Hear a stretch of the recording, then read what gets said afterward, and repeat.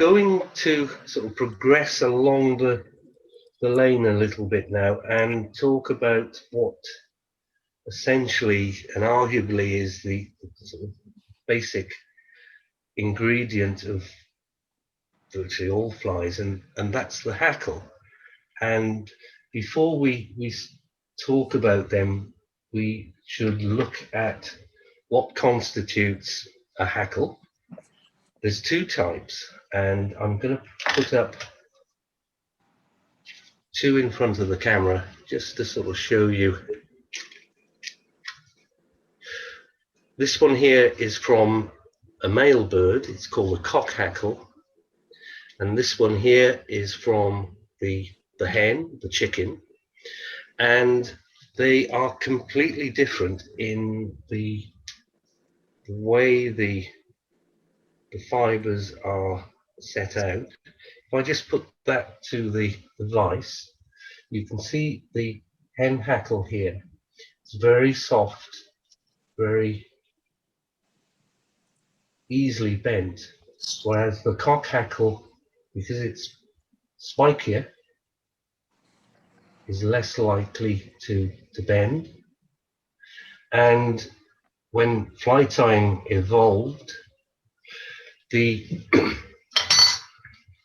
reason why the cock hackle was used was because when you put it onto the hook, it was very stiff and able to support the weight of the hook, which was called a dry fly. So it floated on the surface, as opposed to a wet fly, which obviously sinks and is able to sink down into the water without any sort of floating before it sank. So that's essentially a hen hackle for a wet fly, a cock hackle for a dry fly. Now, like everything else, there's lots of exceptions to the rule on that, but that essentially is the two main types of hackle we're going to talk about. Now we're going to start off with a wet fly, and we're going to tie the Black Pennell, which is a pattern which was tied well way back in the 18th century and is still very much in use today.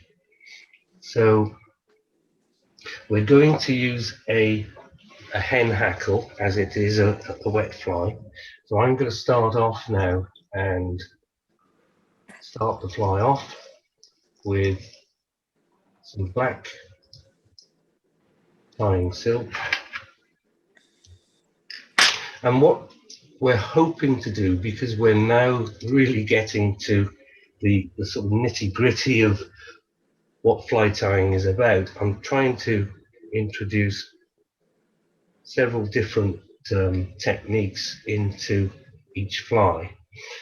And the tail, which we will start off with, has a golden pheasant feather called the Tippet feather. It's from the neck. It's essentially a hackle, but that, I'm not sure if you can see that coming up on the screen.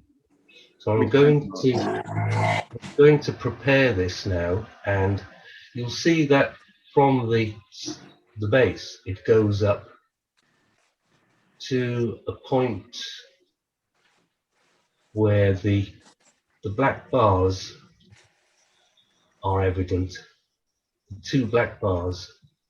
So we'll take a point there and just strip that off. That's no longer needed, and we're left now with the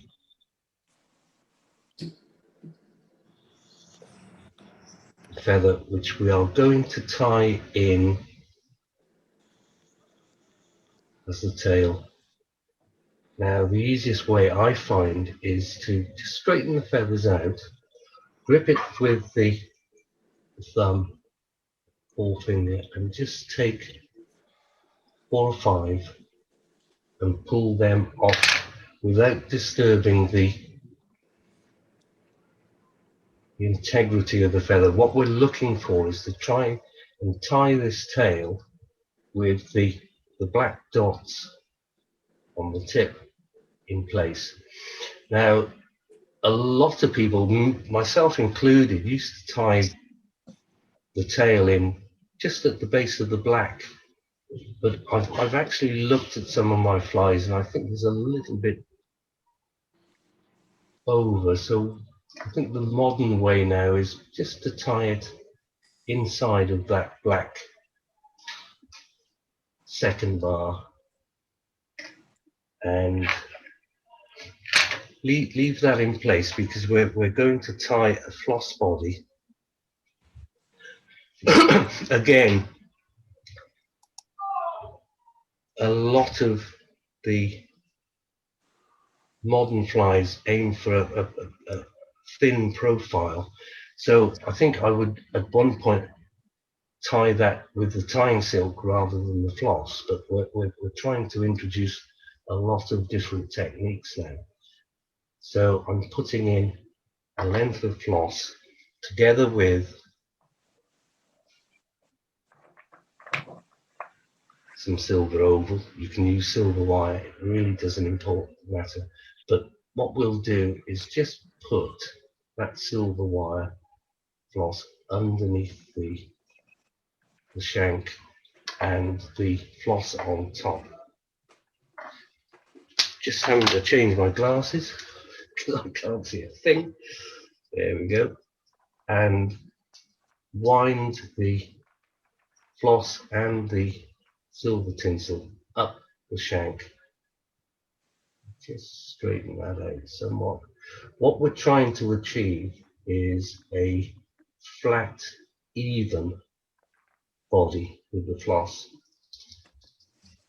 And salmon fly tyers go to great lengths to achieve that on their fully dressed salmon flies. And it's not a bad little practice to do. Floss doesn't really get used that much, but these days. But it's again another technique which you'll find useful to have under your belt at whatever point. So we're going to lift the floss up now, and just with the nail, just straighten it out. There's lots of little bits of loose fibres which will come up with that. So you can pull this quite hard, and your initial turn is straight onto the end of the tail, and then wind, touching turns up the body, trying to keep it fairly level.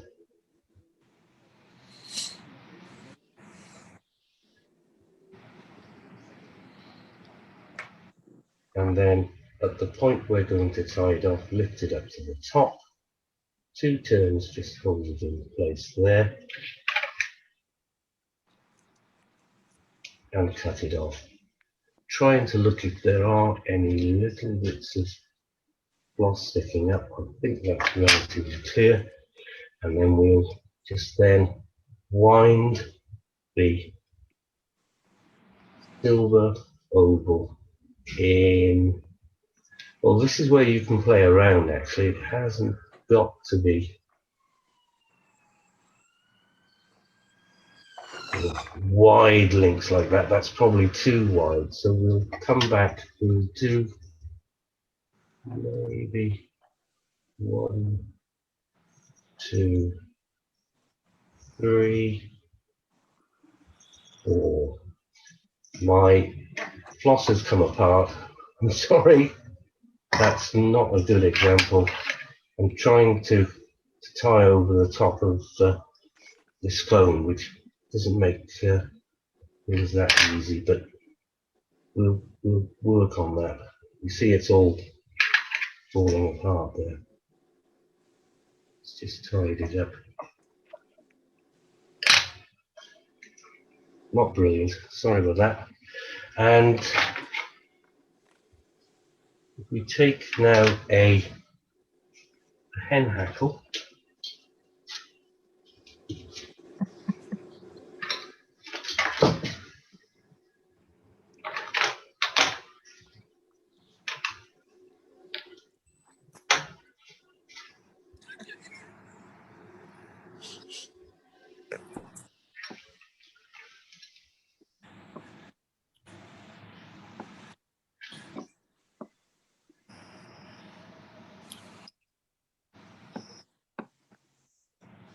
I'm glad I'm not the only one that suffers with the old floss there. Sometimes it just seems to have a mind of its own. yeah. On there. It's that was my fault. I should have put a half hitch on that actually, but what we're going to do is just match it up for length.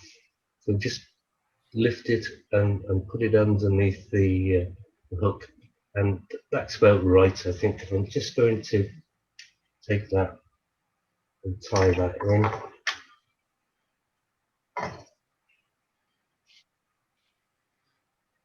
Do this by hand because all I'm going to do is literally 2 turns on this.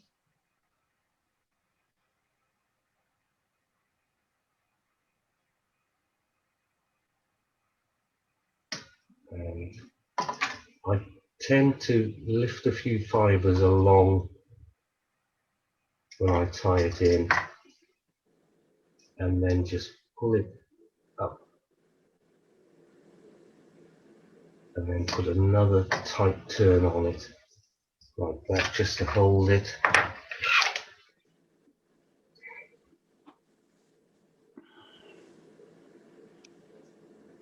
Cut that off.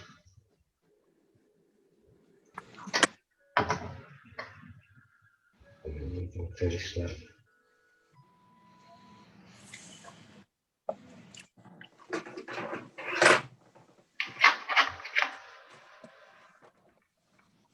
So you'll notice that the hackle is sloping backwards. When we come on to the dry fly, we'll have the hackle standing up 90 degrees to help it support the hook's weight. But I could be critical. Is that showing okay? Yeah, well salvaged. That looks. You'd never know that had a floss spasm in the middle. Yeah, not brilliant, but there we go. That's the Black Pennell, a very useful fly even today, and you will see. I mean, if you just even look on Google, you will have so many different styles of this fly. It's a very useful midge pattern. I tend to tie it with just a pearl tinsel body, like so.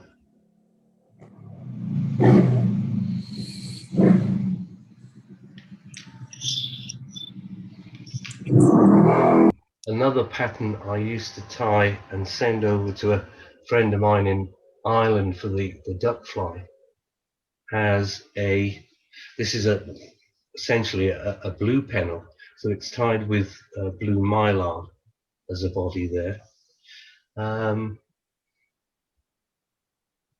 You can change the color. It hasn't got to be a black pennel. A very popular pattern is the claret.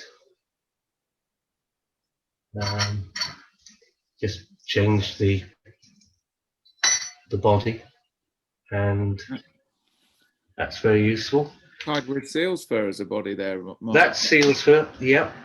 The other pattern which you would very like to try is a CDC Hackle panel.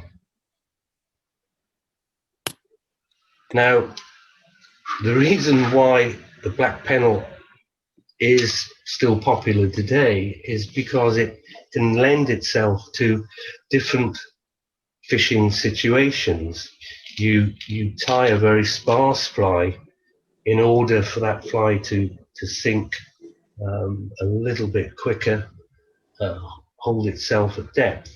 But you may want to try something with a body hackle like so, which, because of its the amount of bulk of the body hackle, will keep it higher up in the water. So it's horses for courses, and whilst it's the same pattern, we've got two different styles of fly which fish completely different. It's really how you want that fly to work at different situations. There's another one there with just a wire body, very simple, light. I think there's probably just one turn on that, so very different styles for one particular fly. Let's have And a look at that wire butt one again, Mark, please. I couldn't quite see the hackle on there. That looked very fishy. I should also say, chaps, if you want to ask questions as Mark's going through, please do. Yes, please do. I'm talking to myself here. That looks very buggy. What is that, a hen hackle on there, Mark, rather than a... That's what kind of... probably a very poor cock hackle, which has the same effect, really, as a... And Mark, you said that a midge pattern? Very much so, Paul. Yes, very much so. So, is it a Scottish pattern or? It was introduced. I think the actual tire was somebody called H. Chumley Pennell. He tied the fly initially, and it has a lot of different variations. You can tie it with, I haven't got one here, but you can tie it up with a cock hackle as a dry fly, and it's very popular. The Western Isles of Scotland as a dapping pattern. It just bounces along the top of the surface, and very much used as a salmon and sea trout pattern as well. Yeah, interesting. And will you run through that pattern again now for people tying along, Mark? By all means, and hopefully get this one right with a little bit of luck. Because the first time Mark goes through the pattern to completion, and then on the second run we do it for the people who want to tie along, and for the people who've just brought tea and biscuits or a glass of wine, they just become more relaxed. So you've got the hook in the vise. So we'll start off as we did last week. We'll just pinch a little bit of the silk in the left hand and put 4 or 5 turns in with a little gap just behind the eye of the hook, and then lift that over and run a few more turns down the shank before we cut that off, and then run down to the start of the bend of the hook.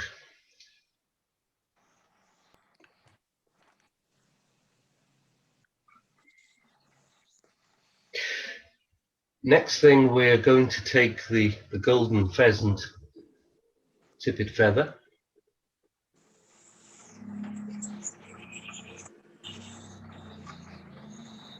and just pull one out, Mark. That's it. And as I said before, we take the loose bits off from the side, so we're left with noticeable black band on the tip and on the mid part of the feather. Just strip that off. Turn it round. Hold it quite tight. You're not going to pull it off like so, because if you do, can you see what happens to the feathers? They're all out of alignment. So this is one of the feathers you have to grip it quite tightly and just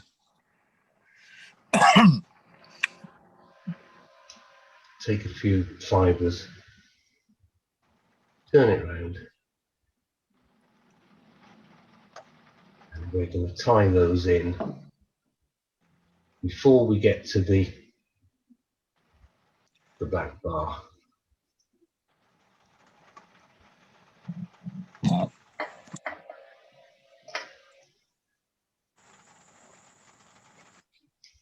Don't cut it off, just leave it with 2 turns. Pull the bobbin holder down, pull it down so it doesn't spin around. That's it. And we're going to get a piece of black floss.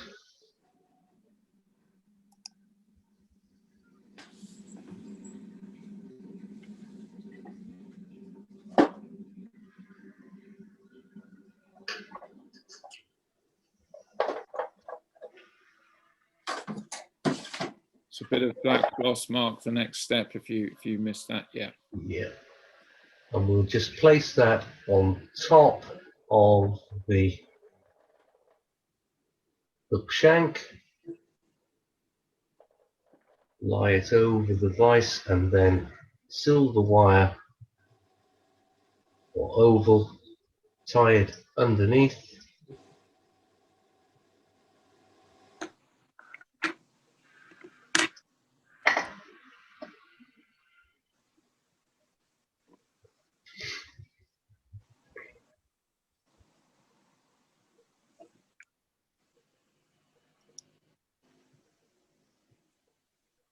So I'll just run along with what I've got here. I'm not sure, because it's black, it may not show that clearly, but you have to do touching turns all the way up the shank of the hook.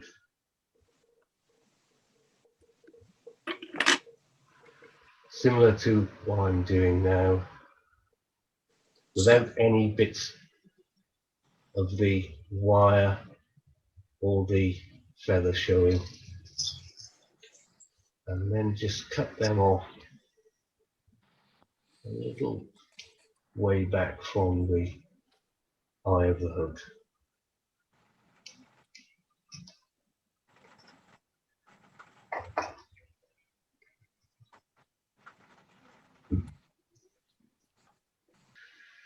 Mark, Yes.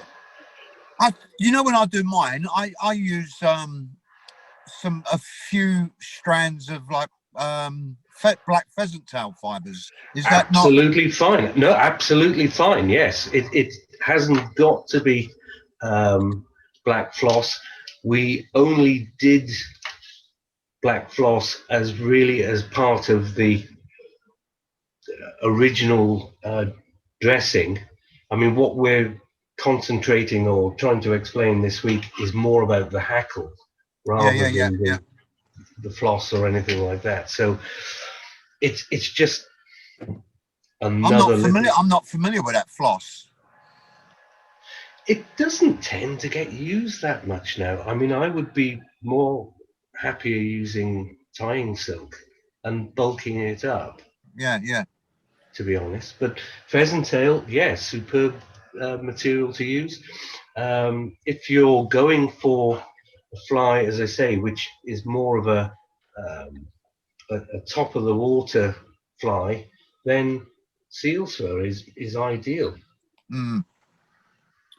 I tell you what, Peter, with that floss body, I've used them now and again, like that green fly I put up, that is a floss body, and you just get some good colors with it. So Willie was posting in the spring the fish he was catching and saying they were having a bumpy year. That fly was, if you remember it, a green and orange grouse, and that was a floss body, and there were 2 colors of floss on there, and that fly was mustard. So I tend to use floss more. Well, I'm still learning it, but yeah, they're very, very useful. Yeah. I've never used it. I'll have to look into that. I've never used it. Yeah. They've been doing that green and orange grouse since the year dot. Yeah. In the show, yeah. It's been around for donkeys. Yeah. Green and orange grouse it is, yeah. So I'm going to wind my floss up the body, trying to keep the body as flat as I can, and a little more just to hold that in place. Like so I'm actually going to throw a half hitch in to make sure it stays in place this time. So if I cut that off and then wind the oval tinsel up.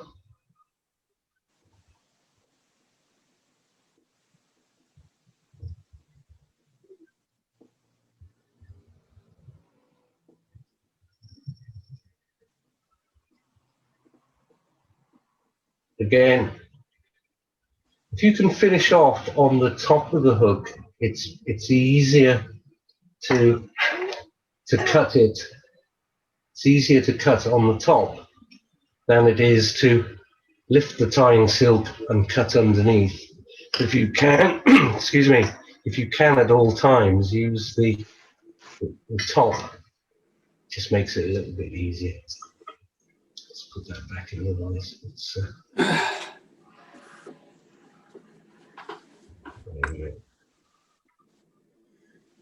How are you getting on, Mark? Are you happy with the?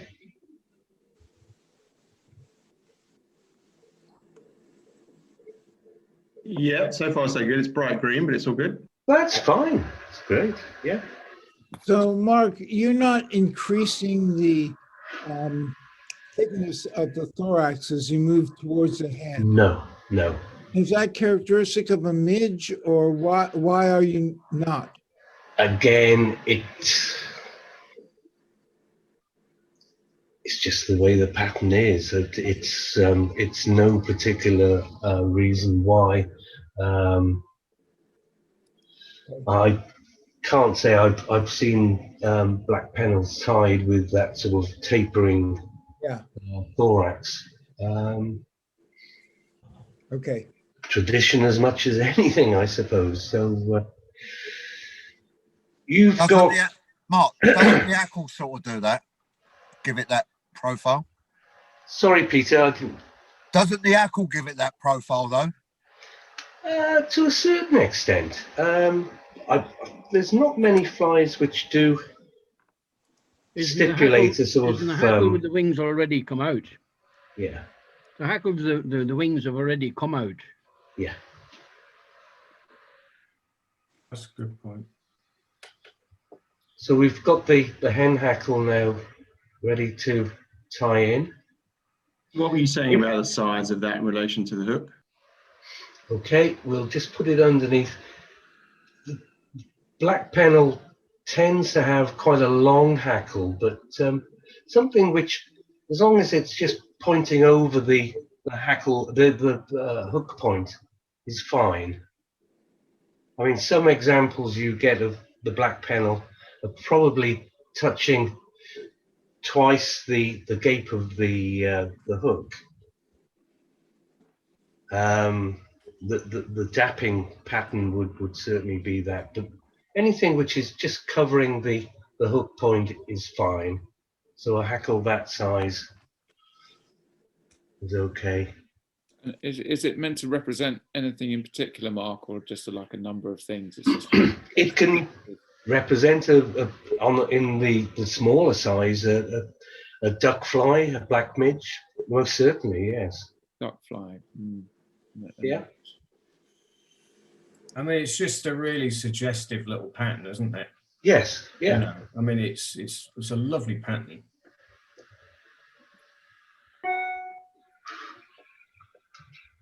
And if you want a green midge, there you go. You know, that's it's one of those flies which is simple enough to tie in so many different colors. And you know, if you're ever in a situation where you're stumped for a particular fly, you haven't got the color. It's something you can pull out of the bag. I mean, there's a yellow. You know, if there's that sort of yellowy pale sedge hatching or just emerging, that's the one to go for. Is that a yellow pennel? That's a yellow pennel. Wow, I've Yeah. never seen that before. Yeah. The claret and the green are still very much used in South Wales on the Brecon reservoirs. Yeah. Very popular pattern there. And as I say, you can run through a whole series of seal's fur or hackles you have. Just have them as a stopgap. And you tie it dry as well, Mark? Not really. I think if you went for a more imitative pattern, you wouldn't really tie the pennel in Yeah. that style. It's not. It's what they call a fancy pattern. It's not a true imitation. No. But it just triggers. Yeah. Maybe the body color of an emerging fly, and the orange tail, although it doesn't look that right for a rainbow, that's a little bit of a trigger to aim for,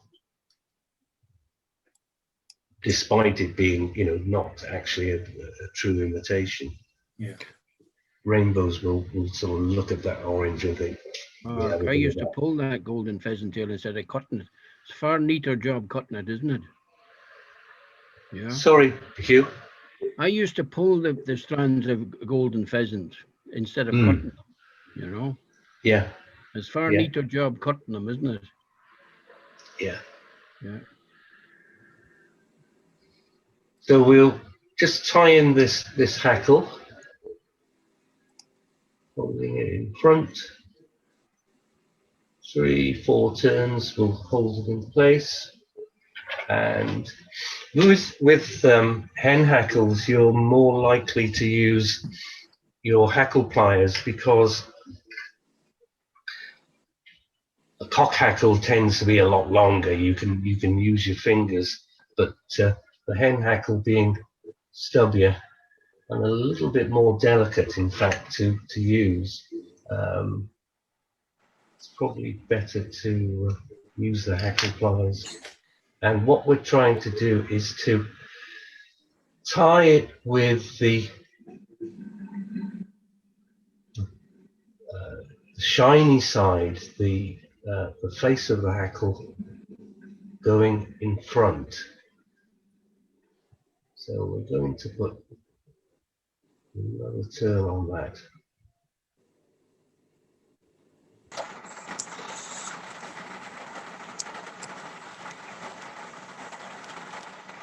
Put 2 turns on it. Just roll it back with your fingers.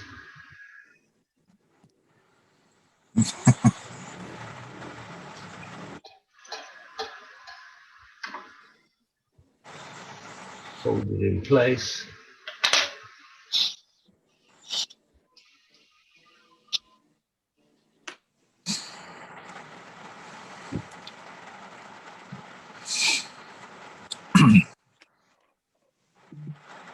Pull that out of the way so the fibers are all pointing behind.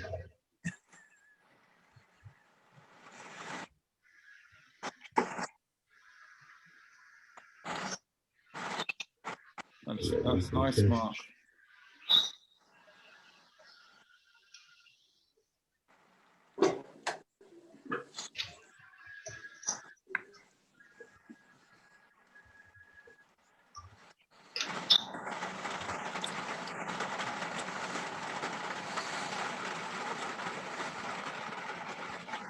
How are you getting on, Jason, Mark? Yeah, right. Okay, good, good. Jason's going to take some fly tying stuff for me for the next lesson. He's on the wine, I think, these days. Yeah, well, after 2 kids all day. Yeah, don't blame you. Is it raining in Wales, Mark? Can we believe that? Not at the moment, no. No, I could hear rain somewhere. It's raining here in London. But yeah, that's nice, Mark. Now, I have a question. Like Huey said, they've been using that green and orange grouse since time immemorial, but it Yes. was very successful. It feels like a sedge pattern there. And with the one colour on the body, you ran the floss up the whole length, and Mark and I were doing a run through of this yesterday. What I forgot to ask is if you're doing half and half, like 2 different colours, what's the procedure for tying in the floss there? Do you run, what do you do tying them in? I would be tempted, I'm trying to think, I've got a box full of them here somewhere. I would cut it off halfway. Okay. And then start the other floss. The secret of jointed bodies, half and half bodies, as I'm sure I've told you in the past, is to when you put the ribbing through, is to actually put that ribbing over the join. Yeah. So you don't see that. Yes. Yeah, I'm with you. Yeah.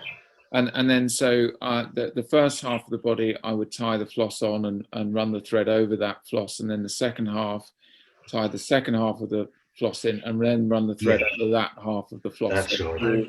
It's all smooth, and then tie it off in the middle as I go. Okay. So it's like a mini body that you're tying just in 2 different stages. In 2 different stages. That's right. Yes. Yes. Thank you. Everyone happy? Nice pattern, Mark. Yeah.